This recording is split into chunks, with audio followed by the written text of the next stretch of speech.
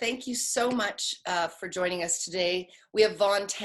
I'm Arlene Stein. We're going to be having a conversation today about the state of restaurants yesterday, today, and tomorrow. Vaughn has created, he's the author of a book called Mindset, and he's also created a online open source program that people can access called the Pivot Project, which he's going to talk to us about today. Vaughn, can you just tell people who are joining us a little bit about yourself and your background and what you're doing right now? So at the moment, I teach at UCL in the School of Management. I teach strategy and entrepreneurship. And my research has been for a long time about restaurants. So I used to study how restaurants build R&D teams to allow them to come up with new ideas all the time.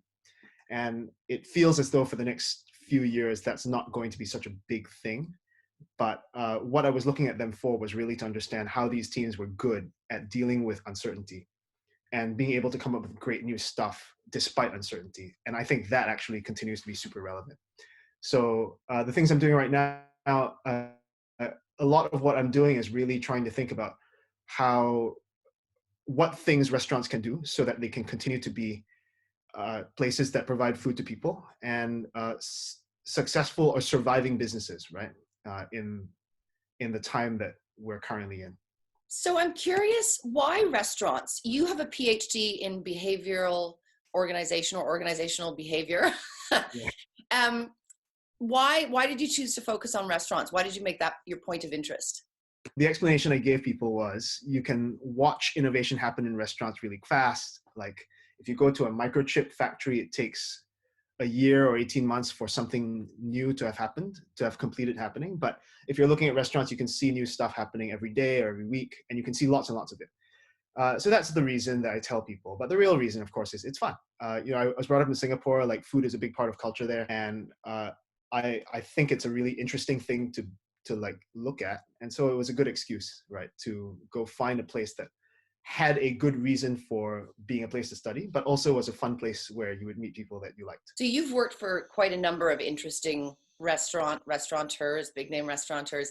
Can you tell us about some of the most innovative or interesting projects you worked on? I should clarify that when I do innovation work with a restaurant, I don't usually do it by doing the thing itself. What I do is I go in and I help them understand how their teams work and then redesign how their teams work so that they're more likely to come up with interesting questions and more able to come up with good answers to them. So I think one really interesting project that I worked on was actually where I met you, Arlene, like MAD in, I think it was 2016. And what was interesting about that was how willing the organization was to change what they did completely, which obviously was very stressful. They'd run the symposium in a certain way before, and then they wanted to do something different, and they like brought me in to help them do something different. And they were actually willing to do something completely different, to totally disrupt all the existing ways they had of thinking about how to run the program and all the ways they knew how to run the program, and learn something new from the beginning, right? And then I think you were there, and I'm not sure how you felt about it, but it felt a little bit rough. It felt a little bit raw. And I think that was actually what made the first MAD so powerful, that it didn't feel like something that was super polished around the edges. It was just doing something that was basically, they were learning in real time how to do it. And I think that's one of the most interesting things that you can see in any true innovation organization, is that they don't always know the answers. In fact, frequently they don't know the answers, and they're learning along the way. One of the things in my experience of 30 years of working is that organizations go through these moments of clarity through strategic processes, through change management. Yeah. And so there might be a brief period of implementation, but sort of a long-term retention of those ideologies seldom happens, and things get buried. How do you really put together a plan that has longevity and results in actual positive real change? I think one thing which I've definitely seen in the businesses, not just in the food and beverage industry that I've worked with, is that a lot of businesses will think about strategy as just, what do we do? They're trying to figure out what are the actions that they take that will make them successful.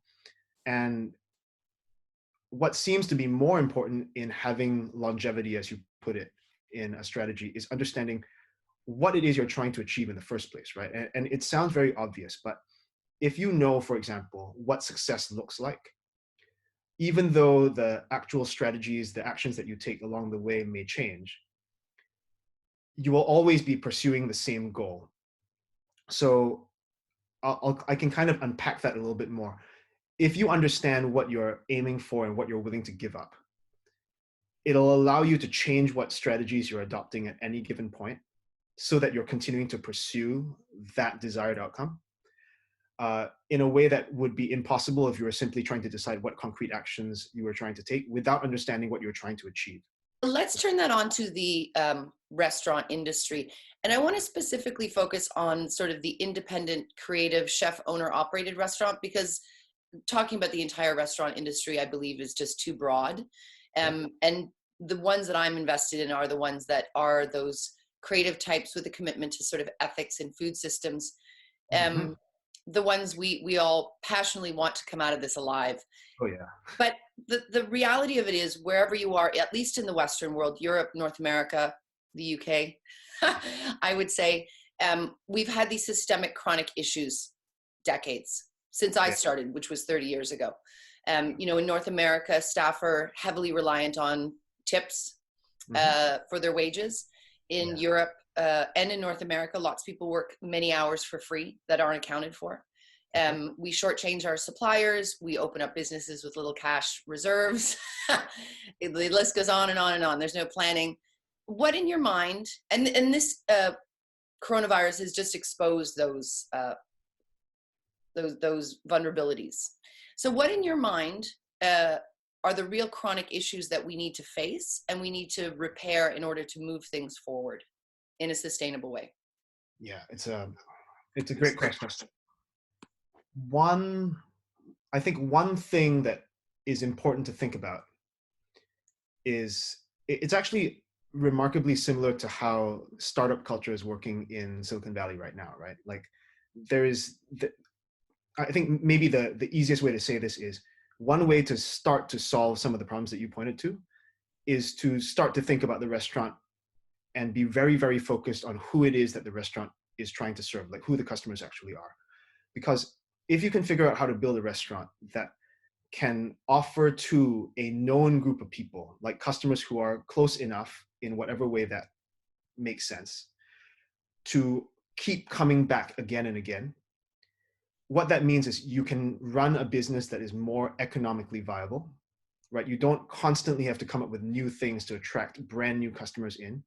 You can simply make things that people who want, you can make food that people want to come back for again and again. And when you are doing that and you're not constantly focusing just on something brand new, the cost of making the food goes down. When you're attracting customers who come back repeatedly, rather than simply having to attract new customers every time, your cost of customer acquisition also goes down. When you've got customers who come again and again, they become regulars. Your staff not only have a better time, but also those customers tend to be willing to pay a little bit more because they have affection for the business, right?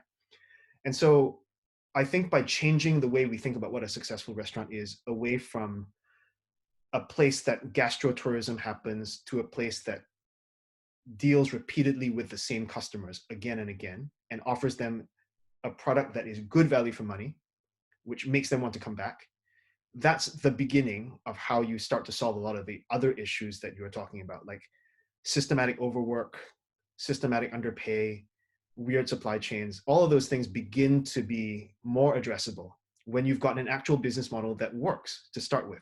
A lot of the reason why all these things that we don't like happen is because the underlying business model is not sustainable in the first place, right? So if you fix the underlying business model, it becomes more possible to start to fix all these other parts of it that are also problematic. From the outside, what I would do if I were trying to start a business is I would start by understanding a lot of, like, really hardcore looking at the numbers, right? Like, and trying to figure out, you never know for sure before you start a business, but I try and figure out whether the kind of food I'm trying to produce has enough people close enough, and willing enough to pay and able enough to pay that that business kind of makes sense. And then maybe I would start also, before I even went out to raise money, thinking about how I want to do all the things that when I had been working in previous restaurants, let's say I'm a restaurateur trying to start a restaurant. Are there things that as a person who used to work in restaurants you would like to fix? Like, did you used to think you didn't get paid enough? Like, what would it look like if you didn't do those things for your staff, right? And then at the end of that process, you have like, basically it'll end up being a spreadsheet that tells you how much money you need to earn in order to have a viable business that doesn't do all the things you don't want. But there's no way you can get to that point unless you plan for it. Running a business that works, that treats its staff well, that treats its suppliers well, cooks good food without a plan. And a plan is, it's free to do. Like literally, a plan just takes, like a couple of hours of time thinking about it. So why not do it? Well, we're going to talk about your plan because I think it's a really great resource that people can share. But one last thing I want to ask you just about this, because you're absolutely right. But the biggest thing that we keep hearing, and especially is being reiterated now from the restaurateur, from the chef, is people need to pay more for food. And the reality of it is, and I sent you a report the other day to read from a Canadian perspective, consumers are looking for discounts. So they're going to want to see coming out of this that food becomes even cheaper. And restaurateurs are saying, no, food's going to get more expensive. What's going to happen here? It is, I mean, the phrase a perfect storm is way overused, but I think it's almost undoubtedly true that customers are going to have less and less money. Like, I don't know anyone who thinks now that the future is going to be, there's going to be a V-shaped recovery or whatever. Like that just seems to be very implausible. I think it's going to be economic hard times coming up. And so people will naturally want better value food, right? And a lot of the people will want cheaper food. I think what restaurants are almost uniquely positioned to do in the food system is to educate people about the difference between quality and value for money and just price. Because you can get really cheap food that's really bad for you, and it's actually cheap but bad value because the ingredients are bad, it's not been cooked well, it doesn't taste very good. Or you can get something which is more expensive but better value for money. And obviously restaurants are in a position where they can source correctly, they can cook properly, they can tell a story. They are in a better position than almost anyone else in the food chain, of all the businesses that work in food, to explain to people that it isn't just about cheap, expensive. It should be about price and value for money. But absolutely, I mean, you're right. There's no way of getting around it. This is going to be a big problem. So let's just touch on the value chain for a second. Yeah. So we've talked a lot about restaurants, and they're getting a lot of attention in the news because it's an industry that's very vulnerable and is going to be very hard hit through this crisis. Mm-hmm. But the externalities to a restaurant, all of the people and the players that play a role in actually making that restaurant a success, from the farm to the distributor to the supplier to the salesman to the marketing person, where does that look in the coming future? Again, excellent question. I don't know. My suspicion, I mean, like none of us knows anything, right? Like the future is like this impenetrable fog, but I think there are some things which seem like they're likely to happen. We're already seeing, I mean, here in the UK, and I'm sure it's happening everywhere, when things get uncertain, consumers go to things that are familiar, that they trust. And so we're seeing here, at least anecdotally, big supermarket chains are getting a lot of business. And so one natural result of restaurants temporarily or permanently shutting down is that a lot of the independent restaurants that used to buy from small distributors, small suppliers, they're no longer buying. And then you see that those small distributors are no longer able to operate. Some of them are going out of business. The small farmers that used to supply the distributors, that used to supply the independents, they're also scrambling to find other places to place their product. I think in terms of the value chain, one thing that I can see is unless restaurants begin to rethink what they offer as food so that it's not just offering dine-in food, they won't be able to continue to buy from these small distributors and small suppliers. And what will happen long-term is that these supply chains that produce small-scale, high-quality food ingredients and get them to restaurants will no longer exist by the time we get through this, right? And then it'll be even harder to rebuild a robust, delicious restaurant system because a big part of it is having access to great stuff. And then once you no longer have access to great stuff, like you have to spend all that time, then you've got to go find someone to grow this stuff for you. Then you've got to find a way to get it from the field to the restaurant in the city. And we have that, but it's going away. It's a time of uncertainty, which we Okay. clearly understand. Yeah. We're with Vaughn, who wrote this book. And I want to talk a little bit about it. You didn't anticipate we were going to go through a pandemic, did you? No, it's I definitely did not. I definitely did So, not. so tell us a little bit about the book and what we can, what it does, what it teaches us. Teaches. Okay. So the book is called The Uncertainty Mindset. And originally, and still actually, because the book is in press right now, it's innovation lessons from the frontiers of food. Like I spent a lot of time with a few restaurants in their R&D teams, watching what they did to come up with new things, new business models, new ways of doing things.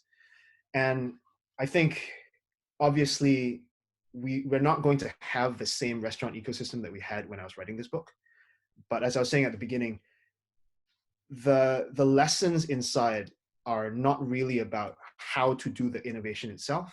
They're more about how to think about the future and plan, how your organization works, what your organization is trying to achieve, and how you motivate people in your organization so that they're better able to deal with situations that are unknown and uncertain, like the ones that we're in right now. So I guess what I would say about what the book teaches is it uses restaurant R&D as a setting in which to illustrate, explain how organizations generally, not just in food, can build themselves as organizations, can design themselves as organizations to be better at dealing with situations that are uncertain, unclear, right? And so I think, I hope anyway, that it's still relevant and maybe more relevant now than it was even when I was trying to write it. Sounds like it's going to be perfect for this time. When's it out, Vaughn? Uh, in theory, it's coming out June 5th, but times are uncertain, so we don't know. But June 5th in the US apparently, and then maybe a month later here in Europe. Okay, well, we'll look for it. So through Do this, that. Buy lots and lots of copies. well, we will do whatever we can to help you sell your book, and I'll certainly get a copy. Okay. So outside of that, the Pivot Project, Sure. pandemic pivot project. So I want to talk a little bit about that, and also your motivation. I mean, very generous of you. Want to help you spread the word as much as possible. How can this help small businesses to actually achieve success and resiliency? So one thing that seems to be true of a lot of restaurants that I talk to anyway is that the first question they're asking now is how will they reopen, right? When reopening is possible. The question is, how do we reopen? And obviously there's lots and lots of questions about how you reopen safely, what you do to protect your staff, protect your guests when you reopen.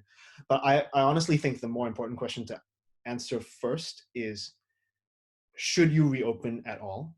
And when you reopen, what should you be reopening as? So the pandemic pivot is basically just a spreadsheet. It's free, and all you do is fill in a bunch of numbers that fit in particular categories which it asks you for.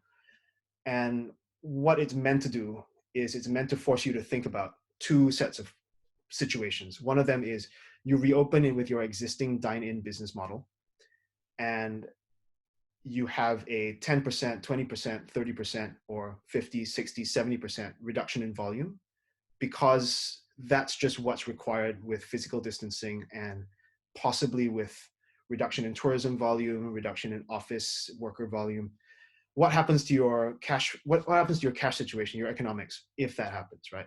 Because it's important to know what might happen if you do nothing to the way you run your business, other than change the volume inside it. I think just looking at that will tell you as a restaurant owner whether or not it's viable to reopen without changing what you do. Now, if as a restaurant owner or manager you decide that you have to change what you do, then the second sheet in the tool is meant to help you think concretely about what other things you can add to your product mix other than dine in, so that you might be able to get to the point where your whole business model, all the things you offer, make enough money to make the business work. And again, I think by the way, the tool is not meant to be a super built out business model. What it's meant to be is a very fast way to concretely think about, oh, I think I can do this. And then it'll force you to say, okay, how much do you think it'll cost you to set up doing X? What is the profit margin on each X? And then list all of those things. And then at the end of it, say, okay, these are all the things you could sell. Still, the business makes no money. Or let's hope here are all the things you can sell, and finally the business does make money, and then you can reopen again, right? It's a way to help think and reimagine, rather than a way to do like a super robust, carefully built out business model, which should be done anyway, but that shouldn't be the first thing being done. So how do people get access to this pandemic pivot plan? So I'm not sure how you're going to do it, but we can send around a link. On my website, there's a page that points you to this link. It's basically a Google spreadsheet that you can just make a copy of and then edit. So there's lots of ways to get it. And if you are going to put up a little link thing, we can put it in there. Or you can just go to my website. It's vaughntan.org. In your opinion, what do you think we should be looking for? What is the role of the restaurant moving forward in society? What do you want to see as a healthy restaurant ecosystem moving forward? Great question. A healthy restaurant ecosystem moving forward would probably be one where every restaurant does not have to rely on tourism as a primary source of revenue, in the sense that it would be really, really good for every restaurant to be entirely economically viable, just based on people who want to come there and can come there often, right? And so that would be, to me, like a very robust restaurant, because if you are a restaurant as a service rather than a restaurant as a, I'm not saying that restaurants that do service in the sense of they're the place where the neighborhood gathers, they're the place where everyone in the neighborhood wants to come over and over again, where they see people that they know from the neighborhood. That is a service that can also be a pleasure, but it should first of all be economically viable because it is a service. And then after that, figure out how to make it pleasurable, right? And ideally, eventually, both of them will be the same thing. People will come to this restaurant that is a neighborhood restaurant because it's so great. And it will be so great because people come. And then it will be able to make money. And that'd be great. So long term, if all restaurants were like that, which obviously is impossible, that would be great. But if more restaurants moved in that direction, that would be amazing. And it feels as though in the last, I don't know how many years, 10, 20 years, we've moved gradually away from thinking that's the kind of restaurant that should exist, that you should want to run, to thinking the kind of restaurant that should exist, that you should want to run is the, people fly in from around the world to eat there, you're on some list somewhere. That's the kind of restaurant that people think is great. But actually the kinds of restaurants that are great are the ones that you want to go to all the time, when you know the people and you know all the other people who are behind the bar, right? And there should be more of those. The Cheers model. We did a consumer survey at the beginning of this pandemic, and actually across the board, what they were expecting from a restaurant was a sense of community and a place they felt they could go again and again. So exactly what you're speaking to. Amazing. And maybe the interesting thing about the pandemic is the restaurants that probably will do the best will be the ones that offer these things. And those have always been neighborhood restaurants, except we've sort of kind of given them short shrift for too long, I think. Actually, it's interesting you mentioned consumer surveys. So I'll do a little plug now.